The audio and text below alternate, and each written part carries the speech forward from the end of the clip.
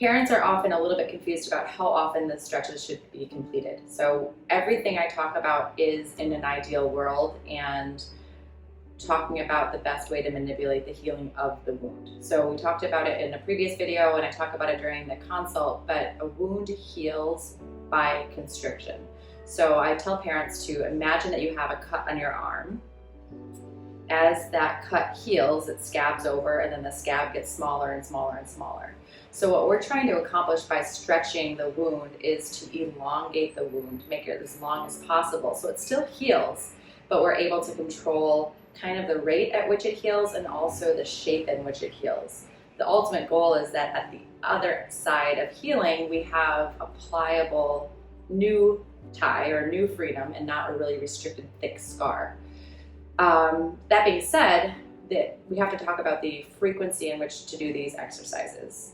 I would suggest that you come up with a routine that works for you so that it becomes part of your day-to-day so that it's easy to maintain it for the duration of the wound proliferation and the changing of the tissue. So I tell parents to try to do it at every diaper change. Most babies don't like diaper changes. So by adding a stretch that they don't like, we're not adding something else that's unpleasant for them. And then you're also not associating, the baby's not associating the feed with a stretch, which could be perceived as something that they don't like. Ideally, the stretches are done every 3 hours.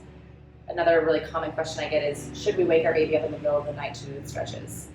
Ideally, yes, every 3 hours do the stretches. However, I recognize that families have to survive and get sleep and get rest, and sleep is so precious in the earliest stages of infancy that do what's best for your family. If you miss a stretch, it adds a risk, but it's not necessarily a deal breaker. So do what's best for your family. If the baby's already waking for a diaper change or a feed, you could gently get in there and do a small series of stretches.